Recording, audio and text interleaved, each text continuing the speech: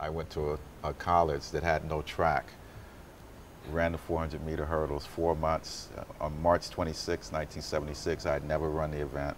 I ran the event, qualified for the trials. July 25th, I was Olympic champion in that event. And so I really believe in being at in the right place at the right time has a lot to do with it, but paying attention to detail and staying on top of things.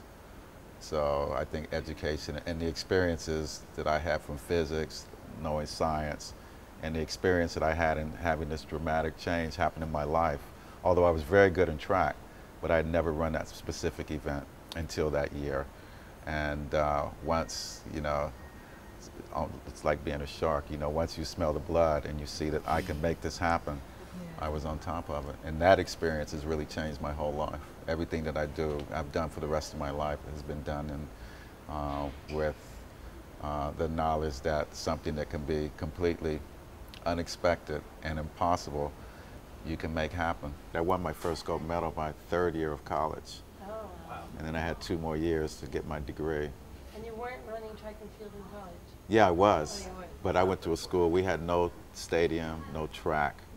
I used to have to jump fences at different, yeah, I used to have to go all around the city and get in the car. And our team, we were like nomads. We would get in cars every day and send out guys to find out. There was only 3 rubber surfaces in Atlanta.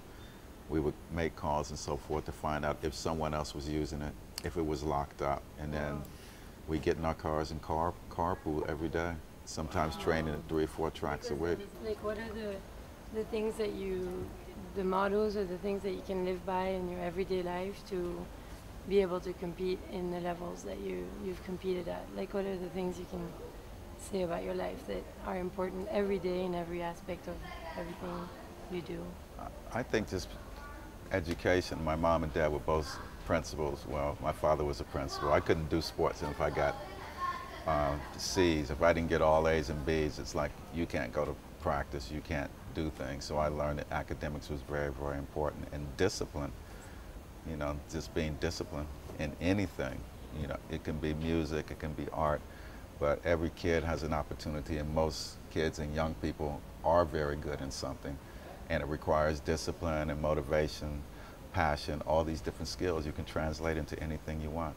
Yeah, focused and sticking to it, being determined. You can outperform people that are better than you on paper if you have the discipline and the focus to stick with it and study up and do the homework.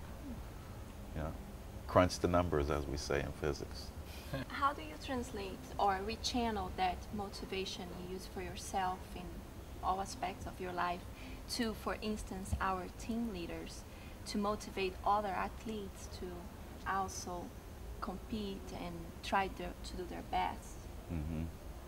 Well, I think the team leader has to have a focus and a plan.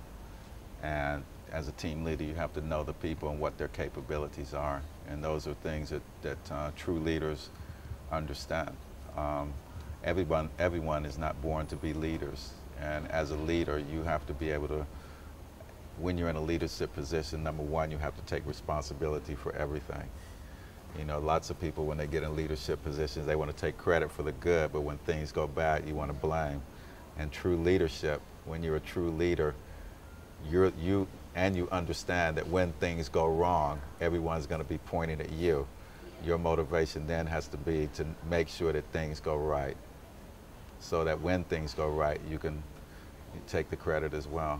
But as a leader, you have to be prepared for things to go wrong and be willing to take responsibility for all of it, the good and the bad. What do you think, or what goes through your mind?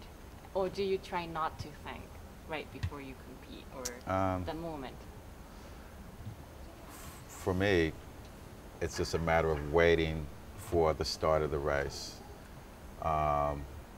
You're going through a mental checklist, but I've already done my work. I've done that in the last 3 or 4 days or the night before. I've gone through every possible scenario in my mind, so that when I'm finally on the track for an Olympic race or whatever, it's just a matter of, you know, when the gun goes off, I know what to do. There's nothing else that I can do that's going to help me at this point in time. If it's not done by the time you get out onto the track, it's already too late. If you're worrying about things, what you haven't done, yeah, and what's going to have to happen, to me, you're in trouble in track and field, where, you know, it's hundredths of a second, where 0.2 of a second is like a, you know, a meter and a half, and a meter and a half is a clear victory. So for me, I was just waiting for the gun to go off so we can get this over with. 47 seconds. And the only thing was on my mind is that, you know, you're running a maximum race. In training, I might run the equivalent of 3 or 4 races in an hour. But when you're racing, you do it once and you do it all out. And you can't get close to that in practice. So, you know you're going to be hurting after the race. So you're just concentrating on you know, execution.